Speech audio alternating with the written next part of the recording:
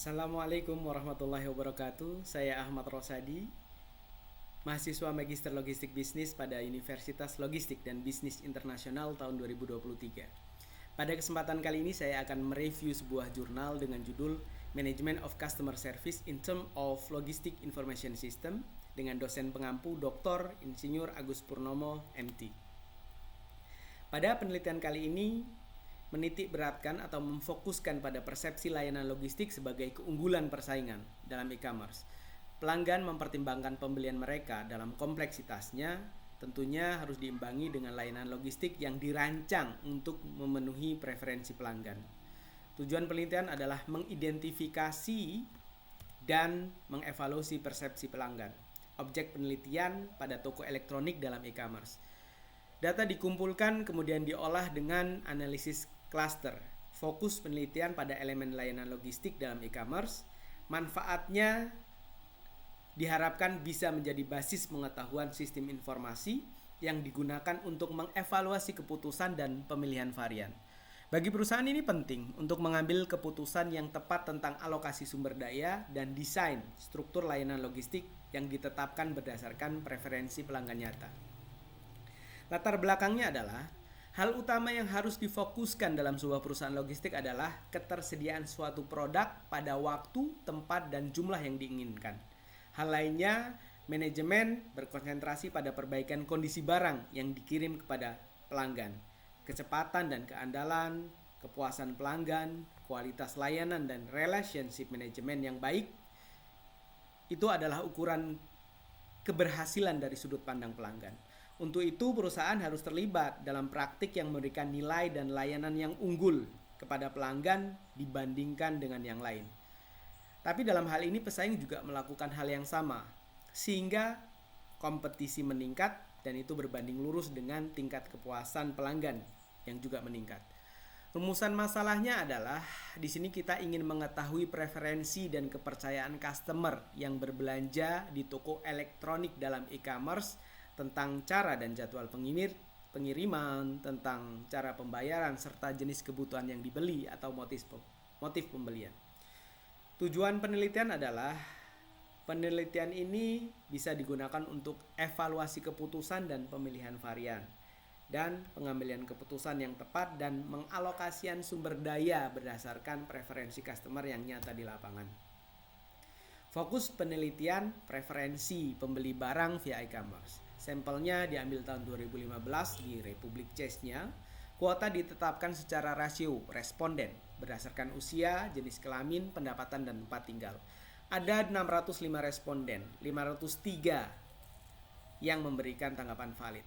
Metodenya berupa kuesioner, kita beri skala 1 sampai 5 untuk masing-masing atribut preferensi. Kemudian data yang diperoleh itu kita diskusikan lebih lanjut melalui forum group discussion sebanyak 13 peserta. Data tersebut kemudian dilakukan seleksi ditinjau dari reliabilitas dan validitasnya serta diolah dengan metode statistik konvensional melalui program statistik SPSS dan kita juga melakukan analisis cluster. Hasil dari penelitian ini adalah menyajikan penelitian yang berfokus pada preferensi pelanggan yang berbelanja pada toko elektronik dalam jaringan e-commerce. Outputnya bisa digunakan sebagai basis data pengetahuan informasi logistik sistem. Dan penelitian ini berkonsentrasi pada atribut yang berkaitan pada dukungan logistik e-commerce dan persepsi resiko dari sudut pandang pelanggan.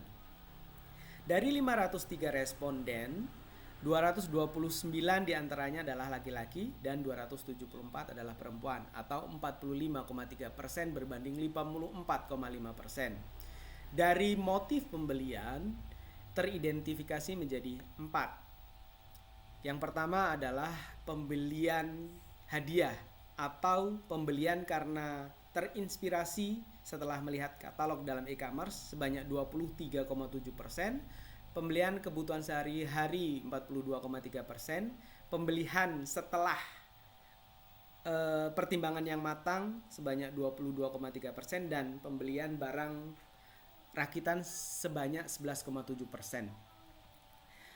Setelah kita melakukan pemberian skala 1 sampai 5 pada setiap atribut. Di sini kita memiliki 19 atribut dan kita sudah mengklaster menjadi 4. Dari seluruh responden yang ada kita mengklaster menjadi 4. 44% klaster 1, 2% klaster 2, 25% klaster 3, dan 29% klaster 4. Setelah itu kita melakukan klaster analisis sehingga didapatkan 4 klaster, yaitu yang pertama klaster 1 sebanyak 44% pelanggan itu lebih suka delivery-nya melalui kurir. Mereka juga bersedia untuk menjemput atau door to door. Preferensi payment-nya melalui COD, transfer, dan kartu kredit.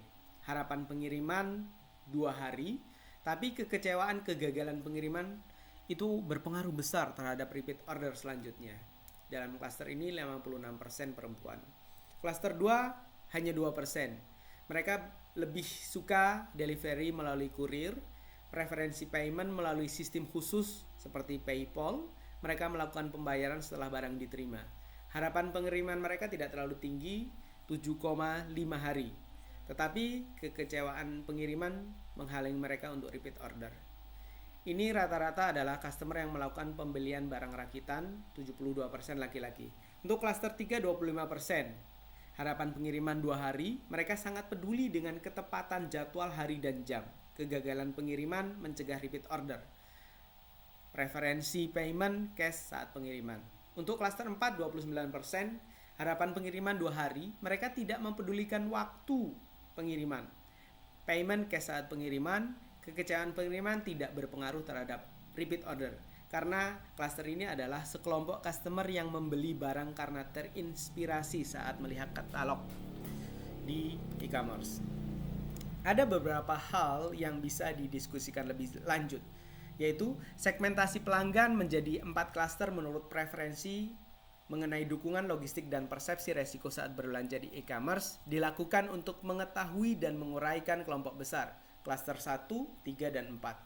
Secara umum dapat dikatakan bahwa sebagian besar pelanggan lebih memilih pengiriman melalui jasa kurir dan pembayaran atas pengiriman barang tersebut. Hal ini disebabkan karena pelanggan merasakan risiko besar kegagalan pengiriman barang, terutama oleh toko elektronik yang tidak terverifikasi. Untuk itu, preferensi jika terjadi pembelian berulang dapat berubah karena berkurangnya persepsi resiko. Selanjutnya adalah yang ketiga, klaster nomor 2 sebanyak 2%, yang sebagian besar membeli produk barang rakitan. Kelompok ini sebagian besar terdiri dari pelanggan kelompok usia yang lebih muda, 90% hingga 25 tahun, dan 72% diantaranya adalah kelompok usia yang lebih rendah lagi dan umumnya laki-laki. Kelompok ini tidak terlalu menuntut waktu pengiriman dan informasi tentang hal itu, dan mereka lebih memilih pembayaran melalui sistem khusus. Kesimpulannya adalah preferensi pelanggan yang berbelanja di e-commerce yang diperoleh dari penelitian ini dapat digunakan sebagai dasar untuk mempertimbangkan alternatif bagi perusahaan ketika pengambilan keputusan manajemen. Data hasil penelitian sebagai basis pengetahuan dalam sistem informasi. Kemudian memberikan servis level kepuasan yang tinggi kepada customer saat ini dan masa depan. Opini dari reviewer adalah pertanyaan dalam kuesioner seluruhnya menggunakan pertanyaan tertutup, sehingga ada kemungkinan aspirasi yang tidak tertampung dari preferensi responden. Sampel hanya mewakili untuk Republik Chess-nya, bisa saja menghasilkan kesimpulan yang berbeda jika penelitian ini dilakukan di negara berkembang seperti Indonesia, karena memiliki background, budaya, dan ekonomi yang sangat berbeda. Proses clustering juga belum nampak jelas dipaparkan dalam artikel ini. Demikian yang dapat saya sampaikan, butuh masukannya, dan saya akhiri. Wabillahi taufiq wal hidayah. Wassalamualaikum warahmatullahi wabarakatuh.